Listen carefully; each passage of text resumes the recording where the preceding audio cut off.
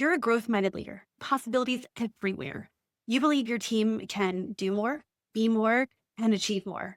And you're bringing new ideas, casting vision, and talking about what's next constantly.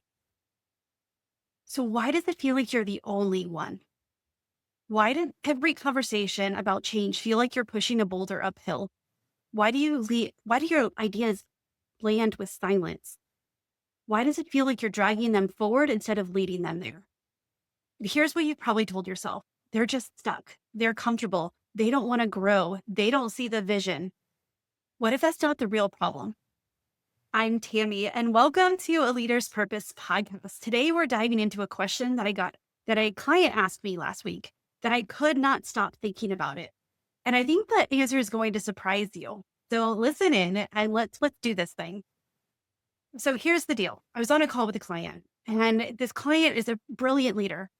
She has a high performing team. She genuinely cares about her people. And then she asked me this, Tammy, how do I lead when I'm growth minded, but my team is fixed minded? They have a fixed mindset. I could hear her exhaustion in her tone and the frustration. And not only that is the loneliness of being the only one who sees what's possible for the team. Like she knew her team could be more and do more and that they were ready for the next level. And she's tried everything. She brought in speakers, she shared articles, she did trainings, she had the real talk conversations, she modeled enthusiasm, but nothing really shifted.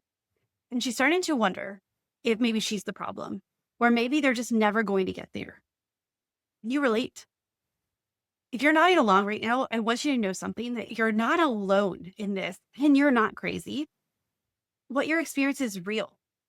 You share a new initiative with blank stares. You invite feedback and get crickets. Or worse, the feedback that you get is telling them your limitations and what you need, not how to move forward. You talk about innovation and here, but we've always done it this way. You cast a vision and watch eyes glaze over. It's exhausting. And because you're not asking for perfection, you're asking them to be open, to try, to grow. You're asking them to see the vision. And when they don't, it feels personal.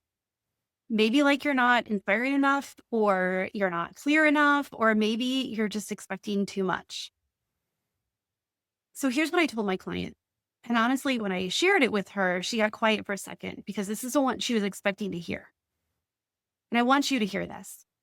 Because what if the problem isn't that they're fixed mind? What if it is not that they have a fixed mindset?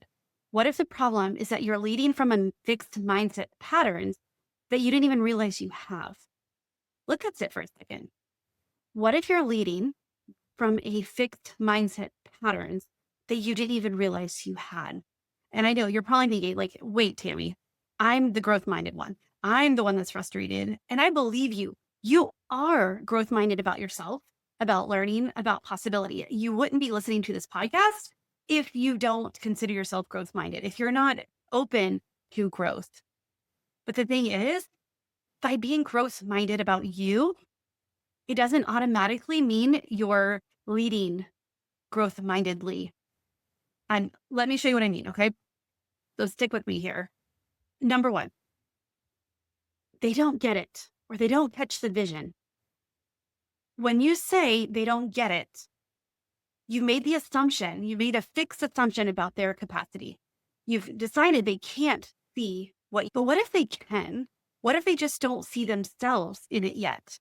What if they see the vision it's possible, but they just don't, they haven't embodied it yet. You remember the be, do, have, that be part. What if they haven't embodied that yet?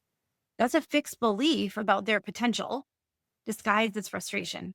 So it's you believing that they can't see it, which is really just a fixed belief about their potential. Okay. So it's disguised as frustration. But again, we've got to look at ourselves first. We got to look at what our beliefs are, what our thoughts are. This is why I say think about what you're thinking about, get curious about it. Why do you believe that they just don't get it? And what about it are they not getting? So at number two, I need to convince them. So you think your job is to sell harder, to persuade them, to make a more compelling case, to try to get them on board. But that whole approach assumes that they're resistant and that you have to overcome it. But what if they're not resistant? What if they're uncertain? What if they don't trust the process yet because you're moving faster than they can integrate, or the vision hasn't been explained to them fully? And you're trying to convince was trying to convince actually a fixed approach to leading change. So again, it's their fixed belief, fixed approach. And this third pattern is they're not changing fast enough. I have heard this multiple times is yeah, they're growth minded or they're just not getting it fast enough. You have a timeline. 3 months in, you expected more. 6 months in, you're wondering why they're still asking the same questions. But that timeline, that's your timeline based on your processing speed and your comfort with change. When they're frustrated by their pace, when you're frustrated by their pace, you're operating from a fixed belief about how growth should look. And we get it. There's deadlines, there's a timeline. But when it comes to change, you've got to ask yourself, is this my timeline? Is this based on my processing speed? Because again, as a leader, we work on different leadership skills. We work on being a being a growth minded individual intentionally. Are your people investing in their growth, in their mindset? Because their processing speed may be way slower than yours. This is something that as a coach, I have to realize that I am in this work all the time. My clients, some of them, this is the first time they've heard it in this way. So though some clients get it within the first couple of sessions, there's some that take longer. And the timeline is not based on what my assumption is. It's based on what their capability is, how they work. And this goes into your core beliefs, core motivations. This goes into our core avoidances. Because if we just say they're not changing fast enough, we're making the assumption that they're not changing the way that we want them to change. It might be more internal than external. They may be processing it at a different way, and their results may look a little different. So just saying they're not changing fast enough actually has a really fixed belief in there about how growth should look. So the fourth pattern here that I've seen and that I wanted to share is that they're just fixed mindset people. The moment you label somebody as anything, you've done the most fixed mindset thing possible, because they can feel when you don't expect more for them. They can feel when you don't have faith in them, or you don't feel like they can grow. They can feel that more than you realize. You've put them in a box and decided who they are. And so have you had a boss do that to you? Just decide that this is what you're capable of and that not to expect more from you? I and of course I lived up to that, because why wouldn't I? It's really hard when someone has decided who you are. It's really hard to convince them otherwise. Then you put them into a convincing mode, and let's face it, they might not even be willing to convince you. They may have checked out. They may have decided that this is not the position for them, and they're secretly looking on LinkedIn for another role. When you decide who they are and you put them in that box, you are limiting their ability. You're limiting their growth. Growth mindset means believing people can change. So if you've written them off, you're contradicting your own values. And believe me, this is something that happens because you watch the patterns. This is why we don't look at behaviors to determine motivations. We don't look at behaviors to determine outcomes. We look at what's going on in the inside. What are their fears? What are their strengths? What are their core motivations? Because again, if they're not catching the vision, how are you throwing it out? Are you doing it in a way that they can see it? Or are you doing it in a way that it comes from what's in it for them, and looking at what is their core motivation? Are you using vocabulary that they understand? And are you touching on the part of the project or the growth or the initiative that speaks to their heart? So here's what's actually happening. When you're trying to lead growth mindedly, while believing you need to change them, fix them, or convince them, or speed them up, This creates an incongruence, frustration, and it's making you take on more responsibility than it's needed. The words you say, it's all about growth, but your energy says, why aren't you growing fast enough? Your team can feel that gap. And that's what kills trust. That's what creates resistance. And that's what makes them pull back. So let's make this a little visual for you, because a lot of this is really just understanding the what motivates you is not what's motivating other people. So let's think about a garden. You can't force a seed to grow by yelling at it. You can't demand fruit before the plant is ready, right? Like, as much as we would love, I wait all year for the peaches to be ready. I love fresh peaches. We have a couple of peach trees that finally this year have started growing, but it took years for that. You can create the right conditions. You can create the right conditions, good soil, consistent water, adequate sunlight, in the right spacing, and you can give it space for roots to expand. When those conditions are right, the growth is inevitable, right? When those conditions you're giving it the tools, the resources, what it needs to grow, then the growth happens in its own time. Cherries and peaches grow different than spinach and lettuce, which need way less time. Not because you forced it, but because the environment made it natural. And so instead of demanding change, the growth minded leader isn't about changing your team. It's about allowing and giving it the tools and creating the environment where growth becomes inevitable. And that starts with examining your identity alignment, not theirs.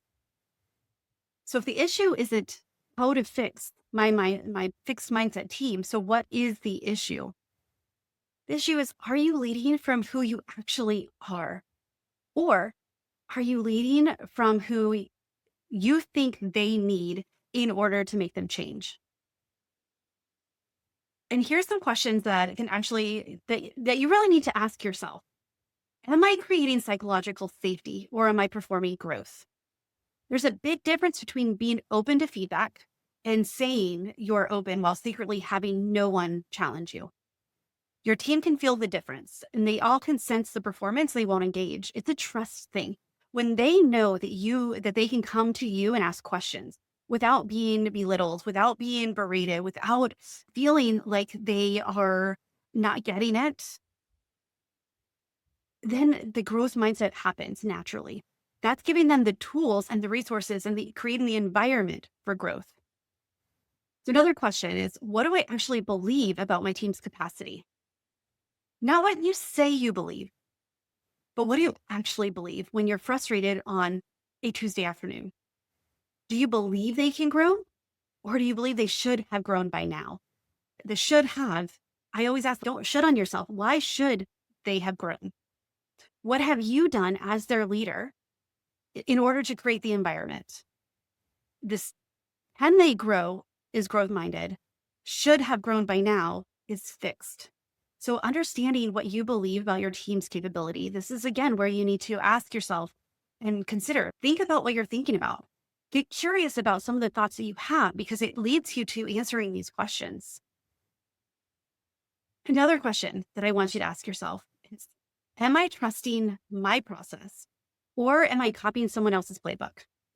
If you're leading the way the book said, or the training said, or the way you saw someone else do it, but it doesn't align with who you are at your core, your team will sense the misalignment. You can't lead authentically from someone else's blueprint.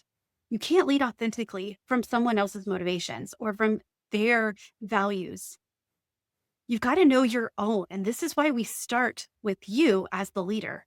And we start looking at, how do your strengths show up? What is your core motivation? What is your core avoidances?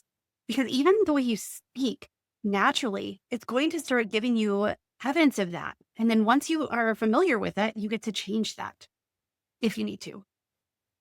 And then the final question here that I really want you to ask yourself is, what limiting beliefs do I have about what good leadership looks like? Maybe you believe good leaders always have the answers. Maybe you believe good leaders never show doubt. Maybe you believe that good leaders should be able to inspire anyone. Those beliefs are keeping you from being the leader your team actually needs. Your team doesn't need to have all the answers. Honestly, asking them for answers is really what's going to make this initiative grow. Having a leader that never shows doubt, none of us are certain about what's going to come in the future. They know it, you know it, but if you never show any doubt, then they believe that you have a fixed mindset, that they can never live up to what's possible. And so then they start backing away instead of leaning forward. And maybe you believe that the good leaders should be able to inspire anyone. If they should, again, why should you? You're a human just like anyone else. And sometimes we don't, even as a coach, there's times that people are like, say something inspiring. And I'm like, I don't really feel inspired in the moment. I feel practical. We are humans. We have all ranges of emotions. And there's nothing that says that you should be able to or you should need to inspire your team every moment of every day. What if you let's use that garden term, cultivated a team that inspires each other, that they all like will pick up the baton and they will lead it themselves instead of you always having to be the one to initiate it. That's what really a good leader does is they empower their team. Okay. So you know me, I like to give you practical stuff. I'm working on more storytelling. I'm a teacher at heart and I want you to actually take the steps and I want you to get the transformation, the change. But I also know that if I don't connect with it, then it doesn't give the practical steps don't help. So what does this actually look like in practice? Stop trying to get buy-in. Start creating ownership. Buy-in means agree with my answer. Ownership means help me create the answer. Instead of saying, here's the new strategy, what do you think? Here's the new initiative, what do you think? Here's the new thing we're going to implement, what do you think? Try, here's the problem we're trying to solve. What are you seeing from where you sit? When people feel ownership, growth naturally happens. You're cultivating that environment that people want to grow in. Model growth by being wrong out loud. Like I said, your team doesn't need you to be perfect. They need you to see that growth is safe. Now remember, this success and failure are not opposite. We need to understand that in order to be successful, sometimes we do fail. And let's just fail forward. Let's fail growing and trying versus not being able to make a wrong move. Be wrong sometimes. Say, I don't know. Share what you're learning. Talk about what you're struggling with.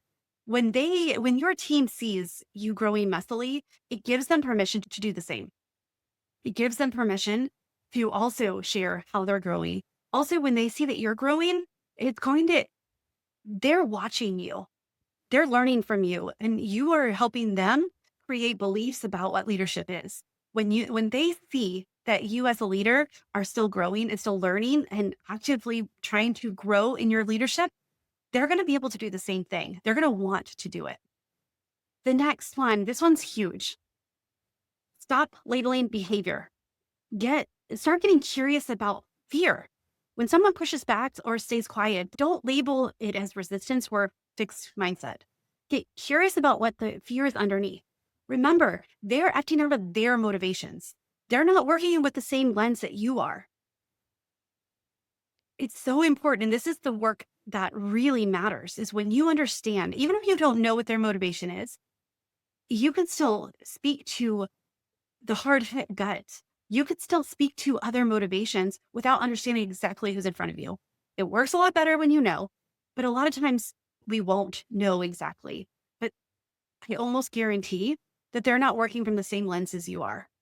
So what do they need to be true for it to feel safe? What's your biggest concern about this? And what's their biggest concern? What is a different perspective that they could be coming with? What are they afraid of versus why are they not growing or why are they not taking action? An example of this is I've had a lot of conversations with leaders about AI because their people are afraid that AI is going to take their job.